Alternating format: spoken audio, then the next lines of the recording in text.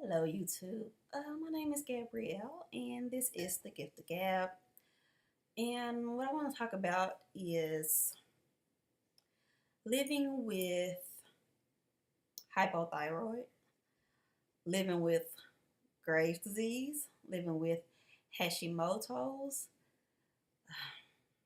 living with both at different times, um, and now the the I'm gonna have to say living with chronic migraine, living with mitral valve prolapse, whew, living with infertility, living with memory loss, living with bipolar depression, aka manic depression, living with insomnia, living in a world where everything comes from having one thing. Just I want to talk about that today.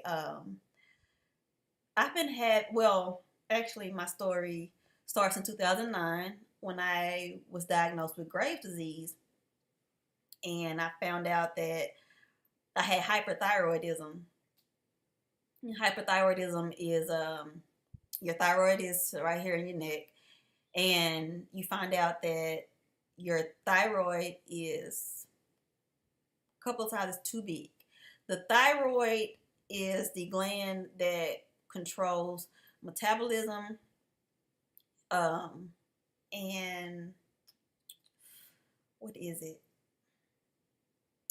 Definitely memory, but also metabolism and estrogen. What is it called? Hormones. Finally, so it is an autoimmune disease, and Graves' disease is when you are hyperthyroid. It's not only when you're hyperthyroid, but that is the main condition of having Graves' disease. Um, and Hashimoto's is hypothyroidism, which is having too little thyroid, and hyper is having too much thyroid, which is why I was saying the thyroid is too big. So I started with back in 2009 when I had hyper, and my thyroid was too big, and I found out in the weirdest way. I found out because I was working for Bank of America at the time in the mortgage department doing customer service. And at the time, I would eat about 8 times a day and still be hungry. I would use the bathroom constantly. Um, and I would just always be hungry. I would have crazy mood swings, and they would be the highest of highs and the lowest of lows. Um, I would be really hyper or really, really, really down. And I didn't really know, like, I should have known because my sister had it, and all of my female cousins had it on my father's side, my first female cousins. It's about 8 of us. All 8 of us had it, except one, I believe. Um, and I should have known, but I'm the youngest of all the cousins, so I caught it last. And I pretty much snapped on my boss. I don't really know what was going on that day, but what I told him was, "You are really getting on my nerves." And from there, I kind of was like, okay, something is wrong. I'm eating like crazy. I'm not gaining any weight. I've always been small. I haven't always been small. I was small birth through 8th grade. The summer of 8th grade, I went and stayed with my grandfather for 2 weeks and ate some good country food and got up to about 130. After I was up to 130, I went to high school. Well, I went to 8th grade. I was chunky in 8th grade. And then came 9th grade, I'll go to high school, and I got on the track team. I got on the track team, the basketball team, swim team, cross country. Any team I could think of that would get me a Letterman jacket, I was trying to get on it. So the track tryouts was pretty much running up and down the hill, just pretty much to see who would stick with it. And so once I started running track, I lost 15 pounds and I got down to 115. 115 was my weight from high school up until 2009. Um, Once I got Graves' disease, I lost maybe 15 pounds, so I was down to 100. But I was always losing and gaining weight before, not to that extent, but I was losing and gaining before, so I didn't really think anything of it. It was really the mood swings and the panic attacks that kind of kicked in and showed me something is wrong. And so my mom told me to go to my regular physician, who I had been seeing since I was a kid, since I was, I think, 1 year old. She told me to go to him and to see if he could check my thyroid. And when I got to him, he was kind of like, well, I don't really see a reason to check your thyroid. Why do you think you should check it? And I was like, well, it's kind of on my dad's side, and my sister had it. So he started doing these tests and checking and touching, and all of a sudden he's like, oh my God, you need to go to the hospital immediately and, get tested and all this stuff. And he referred me to a doctor and all this stuff. So it went from him not believing that I had a problem and wondering why would I even check to have this problem to, oh my God, you could have a thyroid storm at any time. The thyroid storm is where your heart overworks itself so much that it gives out and you pretty much die. So he was telling me that that's how my heart was beating that fast at the moment. It was close to 200, I want to say. It was up there. But not only that, my blood pressure was, I think, very low at the time. It was really low, something in the 60s. It was really low. And I guess he figured out how big it was some kind of way. So he told me to go get a chemical medicine test. And I got a chemical medicine test, and they measure how big and all that stuff, and I can't remember all the details, but I do remember in the chemical medicine test they do some kind of scan and all this stuff, pretty much just to figure out what's going on with this right here. And they do blood work and check and see how the thyroid levels are and all that stuff. And he referred me to an endocrinologist.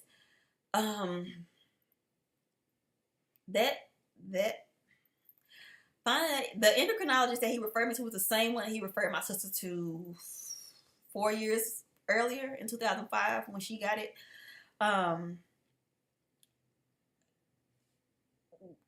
Whatever he did for her worked for her, did not work for me.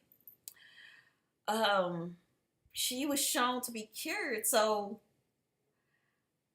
I was thinking whatever that he did, he would do for me, and that I would be just as fine as she is. However, she would be the only one in my family who is cured from it, or was cured from hyperthyroidism to where she didn't have to take any medicine or anything like that. At the time, I was taking I don't even remember what it was called, but I was taking something to try to reduce the thyroid. I was trying to take a pill every morning, and it was not working. I also found out at the time that I had low blood pressure, so I was taking a beta blocker called propranolol to help with that, to help with the low blood pressure. At this point in my life, I am still taking propranolol, but now I have a mitral valve prolapse, which is a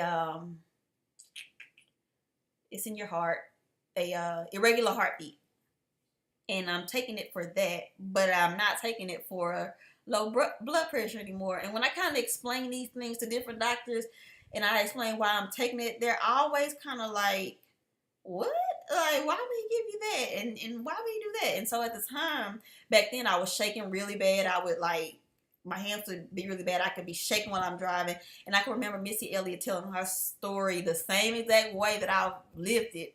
Like when she was shaking, when she was driving, she was shaking so bad that she couldn't really put her foot on the pedal because she was shaking really bad and she couldn't really stop and she couldn't really do, do a lot of anything. She just kind of was shaking and just not feeling right.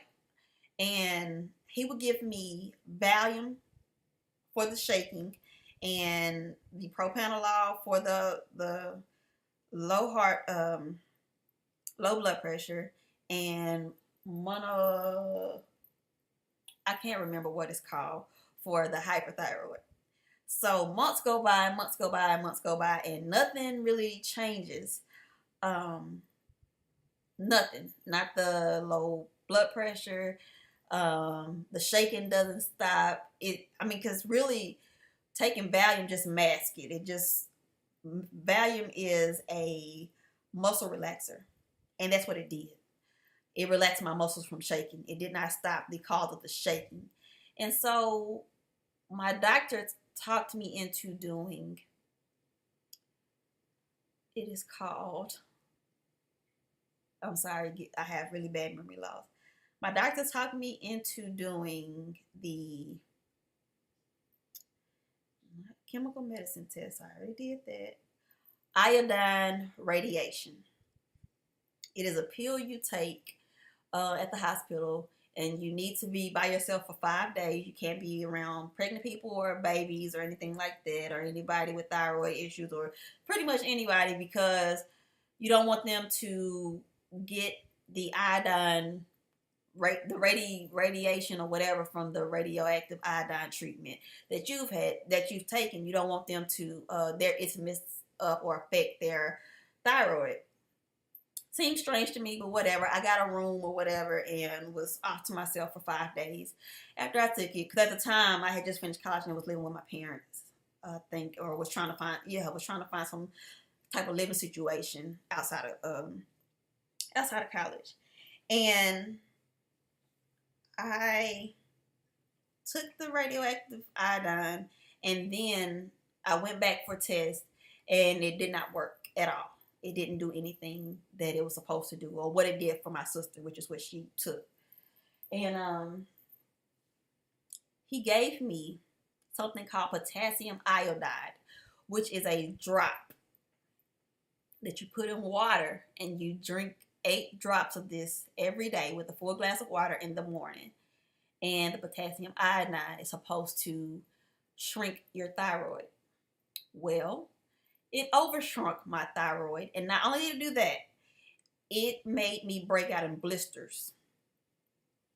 And I didn't realize it at first. I didn't realize it until I was at work one day, and I had been on it for maybe 3 days, and I had, been breaking out, and I was red all over, and I had hives everywhere. And I was like, well, what is it that could be giving me hives? And I realized this is one thing that I'm taking every morning when I get to work, and I'm dropping these drops in this water every day, and I'm drinking it, and I'm not understanding. Okay, so it must be this.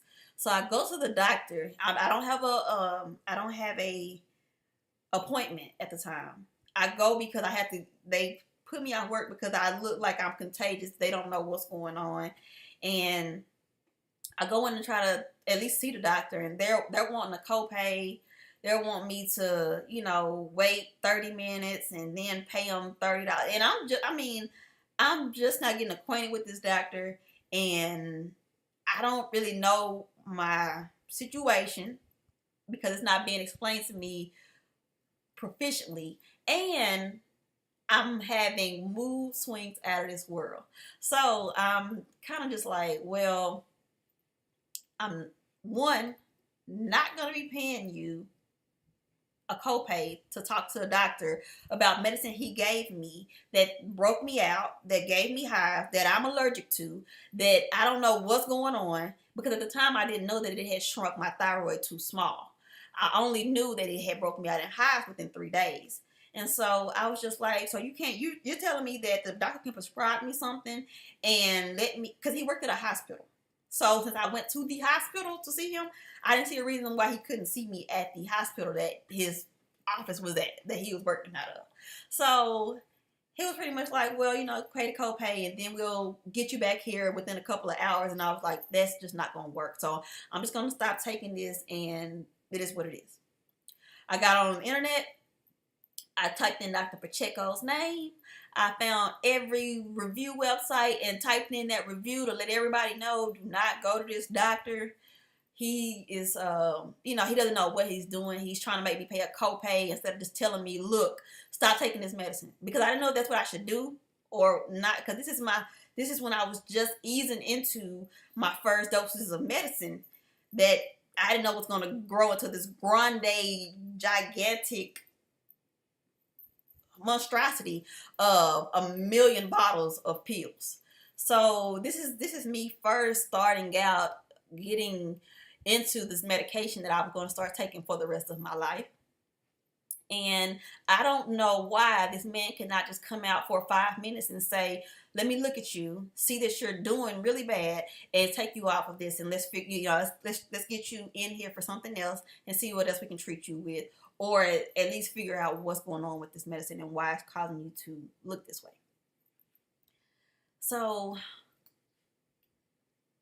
finally, after I leave and I do these reviews and stuff, and I'm hot and I'm mad, they call me 3 days or 2 days later and say, well, we heard that you were here, because of course I left. They said, well, we heard that you were here and you were trying to talk to the doctor and you weren't able to talk to him and you left, and we know you were upset and all this stuff. So the doctor wants you to stop taking the medicine. And I'm like, well, duh. I mean, at that time, I just didn't know. I didn't know a lot. I didn't know. I mean, I just didn't know that it would be like that. I didn't know that just because he's a specialist doesn't mean that he's the end all be all, which is what I treated him as, because since I didn't know anything about it, since I expected to be treated correctly, I expected that I would be, taken care of. And since I wasn't, I really just didn't know what to do, who to talk to, what to say, how to do anything. So I just kind of just gave up, quit. I didn't have any allies to tell me what was going on with myself or what was going on with the disease or anything like that. My sister had been cured from it, so there was no help there. He didn't give her any drops to take, and we really didn't even talk. So it was kind of hard to even just go to her and say, hey, what should I do? So what I did was I started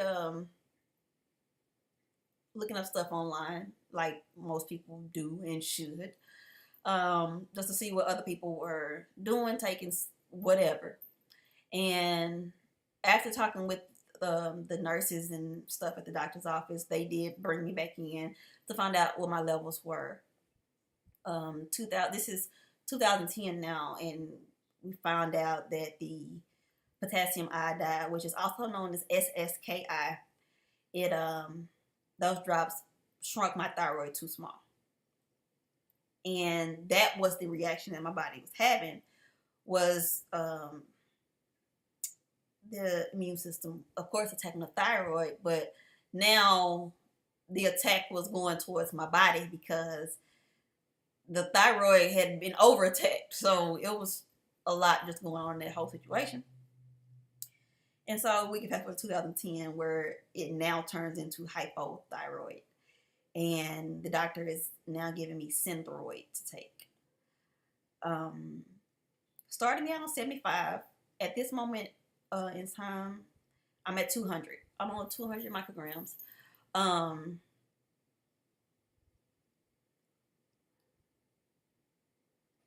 That moment, that year between 2009 and 2010, realizing what was about to happen, I didn't know. I didn't know it was going to be where I am now.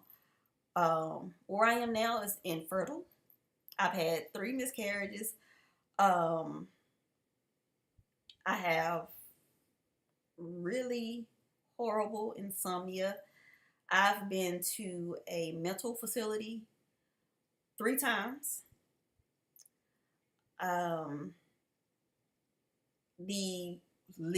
The thing that I worry about the least, or the thing that upsets me or that bothers me the least, is definitely my heart condition, which is a mitral valve prolapse. Now, the rhythm of the heart, or the beat of the heart, or all that, whatever you want to call it, it's the most important thing, of course, but just to know that it's affected through my thyroid gland, it's affected through me taking the medicine, because you think that the thyroid sends out hormones, and hormones are just those things that go through your body and make you feel a certain way or whatever. And they also go down to your woman parts and all that good stuff, and you don't think that it's gonna mess with or regulate your heart, and it does, and that's kind of crazy. But also just knowing that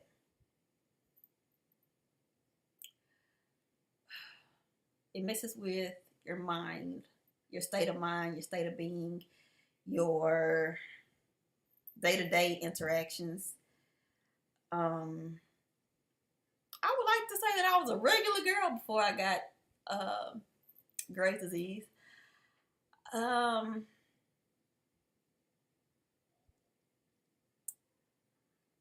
in a group on Facebook, and we kind of talk about it. Now that I have Hashimoto's, it's like a swinging pendulum between hypo and hyper. Hypo and hyper. And so taking Synthroid, which is I want to say it right. Synthroid is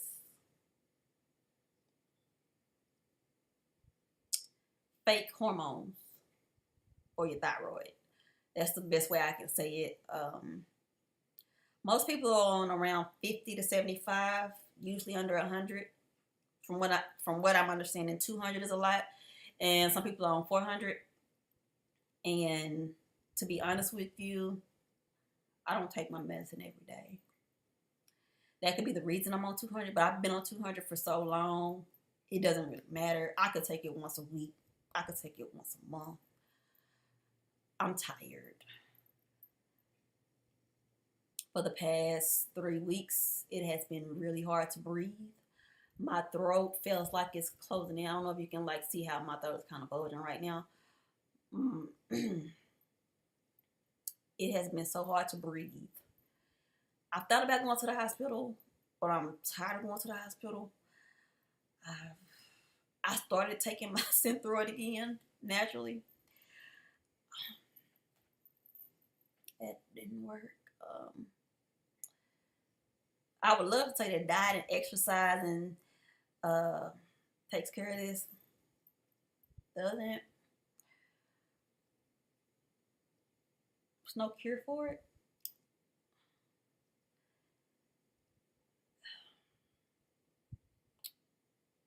The thing that I hate the most about it is that autoimmune diseases cause more, I don't want to say diseases, but it causes more things to go wrong in your body, more things to shut down, more things to, just more insomnia, more forgetfulness. I have chronic migraines. I have blurred vision and double vision. Can't be fixed. I have depression, anxiety,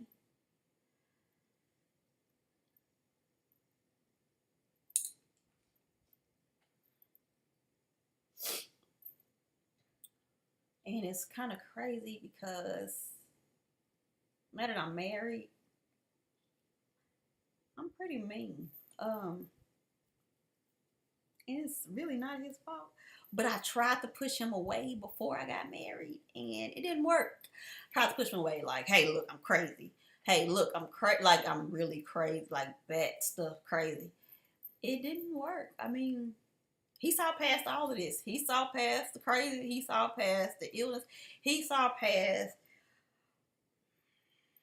me just having hormonal rages, the worst part I can definitely say is PMS time. PMS time is like trick-or-treating on Halloween. You don't know what you're going to get. I could be the nicest person. I could be the meanest person. I could be the kookiest person, the goofiest person, the funnest person. I just never know what I'm pulling out of my bag of crazy.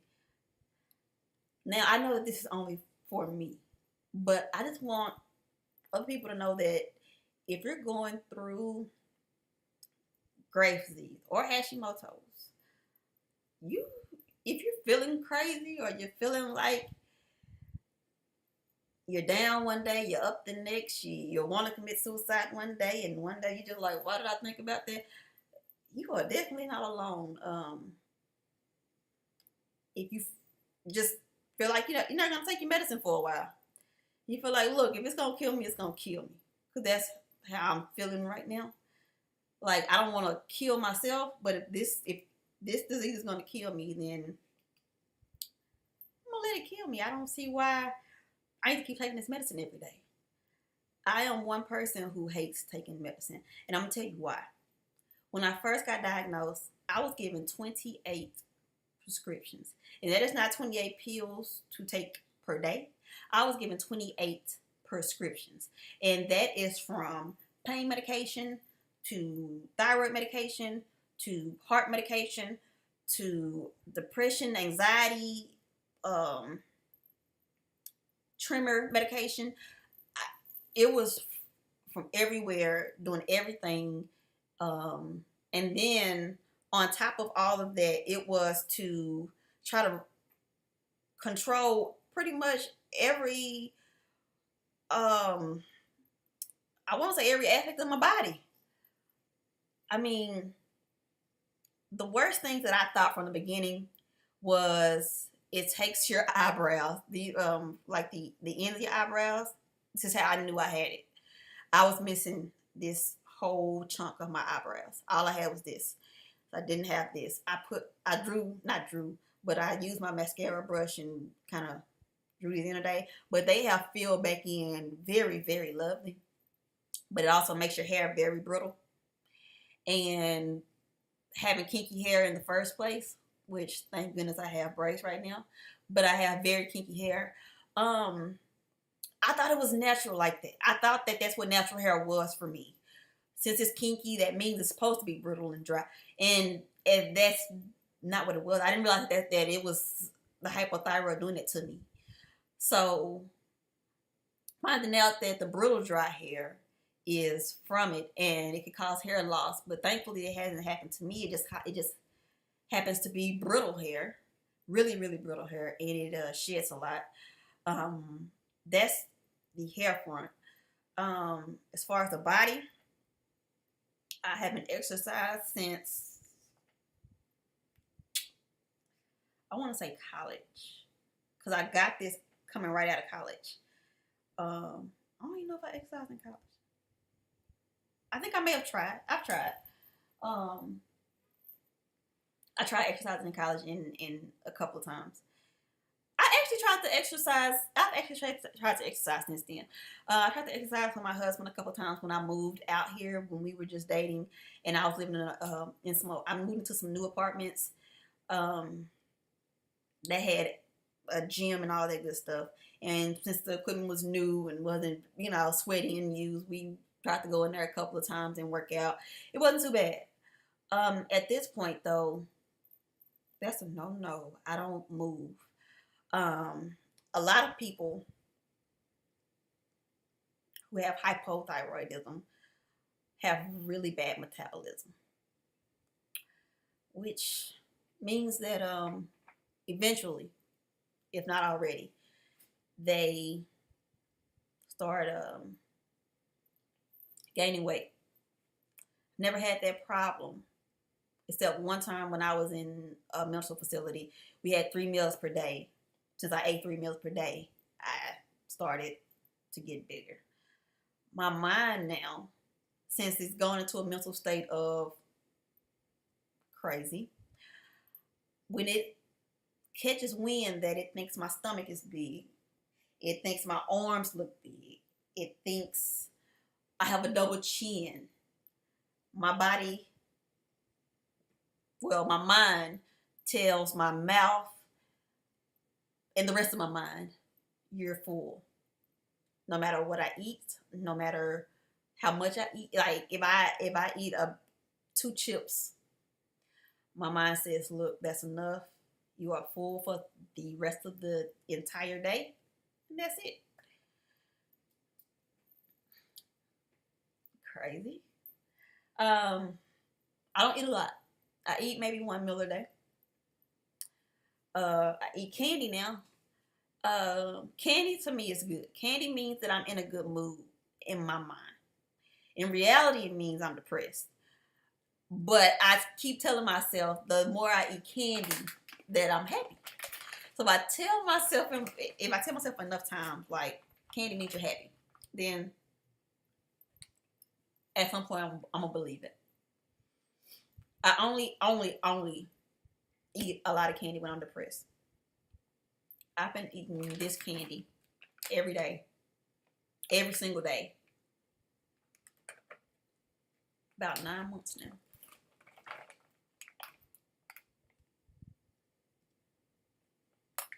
I got married 11 months ago.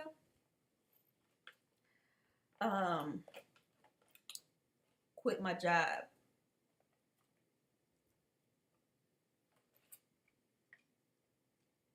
about 7 months ago. This stuff is hard, but I'm living through it. And I had a job interview today.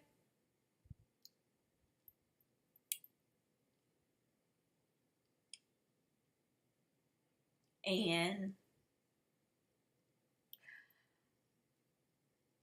well, I won't say I'm late. I am late.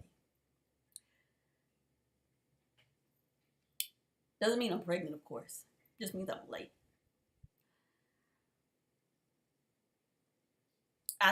I've tried to keep so much out of this video as far as what's going on with me now.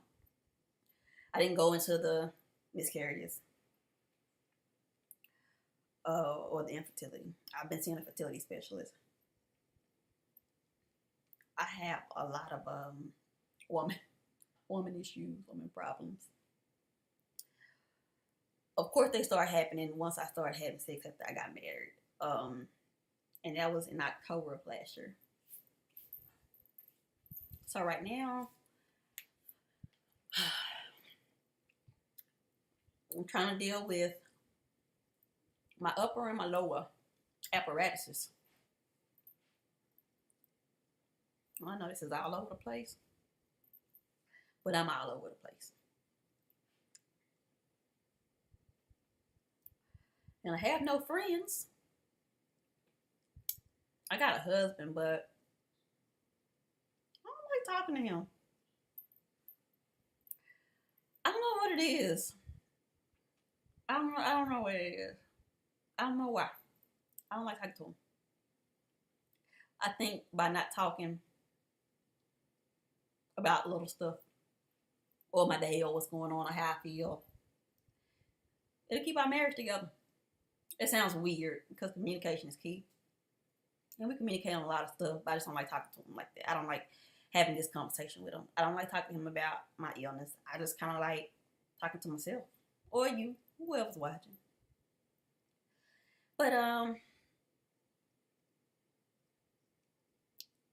this kind of made me feel better. So in the next video, I think I'm gonna I've been doing reviews on shows. I've been doing reviews on Gotham and Tyler Perry show, If Loving You Is Wrong, and the Love and Hip Hop Hollywood. And I like doing this better. I like just kind of talking. I don't like people in my business. But if I act like nobody's watching this, then I'll be fine, right? So anywho,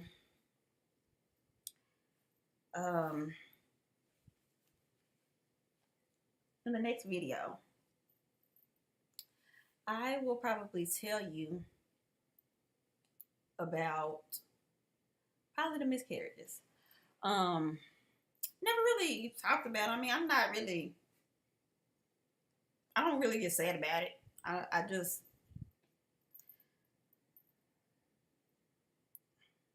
went through a bad relationship before this one, and kind of started getting into the vibe of I don't want kids. So I didn't really feel the need to really want to have kids or whatever. And so I just started saying I don't want kids. And so it's always just kind of stuck with me now that I don't want kids. So the miscarriages didn't hurt because of that. Because I've been saying it so long now that it is what it is.